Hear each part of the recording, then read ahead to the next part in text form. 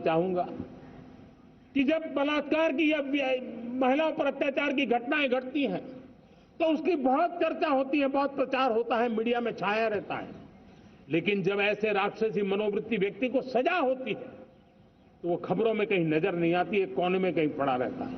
अब समय की मांग है कि जिनको सजा होती है उसकी व्यापक चर्चा हो, ताकि ऐसा पाप करने वालों को भी डर पैदा हो कि ये पाप करने की हालत ये होती है कि फांसी पर लटकना पड़ता है। और मुझे लगता है कि डर पैदा करना बहुत जरूरी है। मेरे प्यारे देशवासियों, हमारे देश में ऐसी एक आदत बन गई थी, स्वभाव से हम देश को कम आंकना, देश के प्रति गौरव के भाव का अभाव होना, ये पता नहीं क्यों हमारे जहन में घुस गया था। और हम तो कभी कभी तो लेट आए तो कहते थे इंडियंस आए, शर्म के साथ हम बोल देते थे।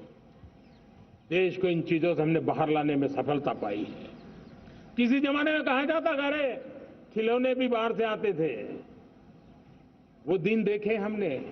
आज मैं गर्व से कह सकता हूं कि मेरे देश के खिलौने दुनिया के बाजार में अपनी धमक लेकर के पहुंच गए। खिलौने हमारे एक्सपोर्ट होने शुरू हुए। तो एक जमाना था हम मोबाइल फोन इंपोर्ट करते थे, आज मोबाइल फोन का मैन्युफैक्चरिंग का इकोसिस्टम बना है, एक बहुत बड़ा हब बना है, और आज हम मोबाइल फोन दुनिया में एक्सपोर्ट करने लगे हैं। ये भारत की ताकत है। साथियों, भविष्य के साथ सेमीकंडक्टर जुड़ा हुआ है, आधुनिक टेक्नोलॉजी जुड़ी है, एआई जुड़ा हुआ है। हमने सेमीकंडक्टर मिशन पर काम शुरू किया है। हर उपकरण में मेड इन इंडिया चिप क्यों न हो, क्यों ये सपना मेरे देश का नौजवान देखे। टैलेंट यहां है, सारे इस प्रकार के रिसर्च काम हिंदुस्तान में होते हैं, तो अब प्रोडक्शन भी हिंदुस्तान में होगा, सेमीकंडक्टर का काम भी हिंदुस्तान में होगा, और हम एंड टू एंड सॉल्यूशन दुनिया को देने की ताकत रखते हैं, और हम उसको साथियों, एक जमाना हमने देखा है 2G के लिए हम कैसा संघर्ष करते थे। आज हर उपकरण में हम देख रहे हैं हम तेजी से आगे बढ़े, और 5G जिस तेजी से पूरे देश में रोल आउट हुआ, हिंदुस्तान के करीब करीब सभी क्षेत्रों में 5G पहुंच गया। वो विश्व में तेज गति से 5G पहुंचाने में हम आगे रहे। और देश साथियों, मैंने कहा हम रुकने वाले नहीं है। 5G पे रुक जाना हमें मंजूर नहीं है। हम 6G पर अभी से मिशन मोड में काम कर रहे हैं, और विश्व में हम उसमें भी अपनी धमक जमाएंगे, ये मैं विश्वास से कहता हूं। मेरे प्यारे साथियों, डिफेंस सेक्टर हमारी आदत हो गई थी। डिफेंस बजट कितना ही क्यों न हो, लेकिन कभी को सोचता नहीं था कि डिफेंस बजट बढ़ा तो जाता कहां है। डिफेंस बजट विदेशों से खरीदी में चला जाता था। अब हम चाहते हैं हम आत्मनिर्भर बने, और मैं हमारी डिफेंस फोर्सेस का हृदय से धन्यवाद करता हूं। उन्होंने हजारों ऐसी चीजें लिस्ट कर दी है। उन्होंने तय किया है कि हम विदेश से नहीं लाएंगे।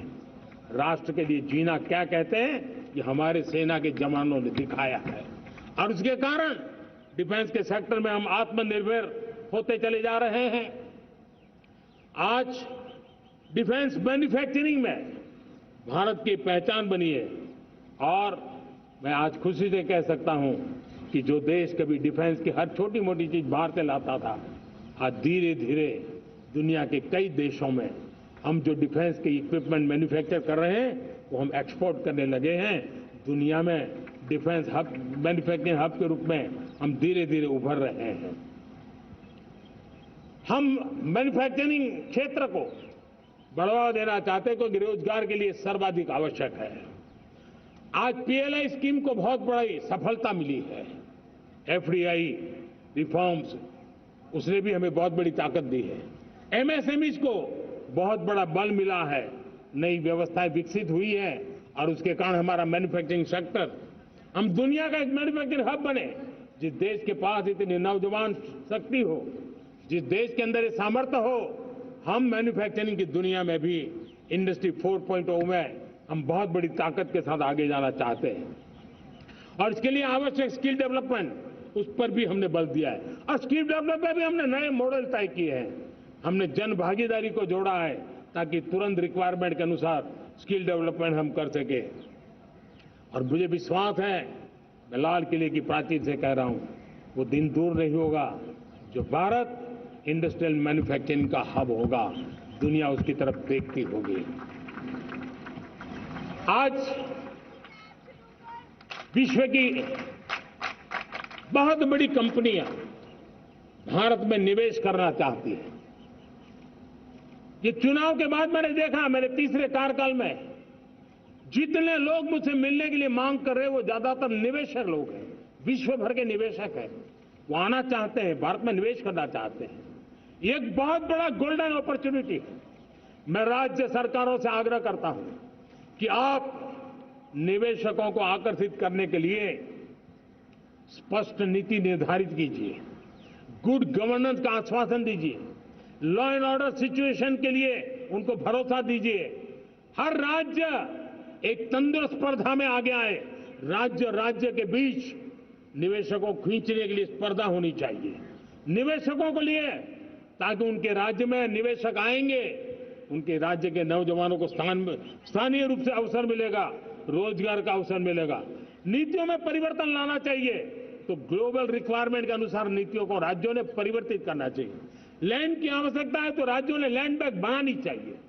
गुड गवर्नेंस सिंगल पॉइंट पर काम करने के लिए राज्य जितने प्रोएक्टिव होंगे, जितने ज्यादा प्रयास करेंगे, जो निवेशक आ रहे हैं वो कभी भी वापस नहीं जाएंगे।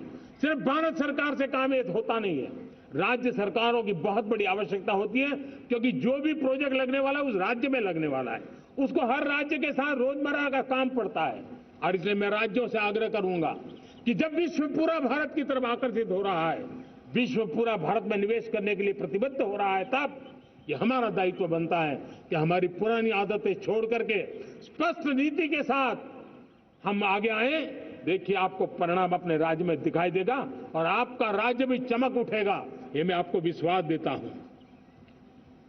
साथियों, भारत अपनी बेस्ट क्वालिटी के लिए पहचानी जाए, ये बहुत जरूरी है। अब विश्व के लिए हमें डिजाइन ऑफ का क्षेत्र, डिजाइन इन इंडिया, इस पर हमने बल देना है। हमें कोशिश करनी है अब इंडियन स्टैंडर्ड इंटरनेशनल स्टैंडर्ड बनने चाहिए। इंडियन स्टैंडर्ड इंटरनेशनल स्टैंडर्ड बनेंगे तब हमारी हर चीज को सहजता से मोहर लग जाएगी और ये हमारे प्रोडक्शन की क्वालिटी पर निर्भर करेगा, हमारी सेवा की क्वालिटी पर निर्भर करेगा, हमारे अप्रोच की क्वालिटी पर निर्भर करेगा। और इसलिए हमें क्वालिटी पर बल देकर के आगे बढ़ना है। हमारे पास टैलेंट है, डिजाइन के क्षेत्र में हम दुनिया को बहुत कुछ नया दे सकते हैं। डिजाइन इन इंडिया, इस आह्वान को लेकर के हमें अब आगे चलना है। Design in India and design for the world, इस सपने को लेकर के चलना है।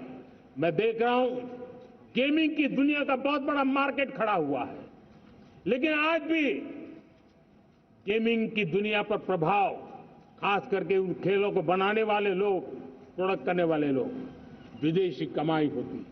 भारत के पास बहुत बड़ी विरासत है, हम गेमिंग की दुनिया में बहुत नई टैलेंट को लेकर के आ सकते हैं।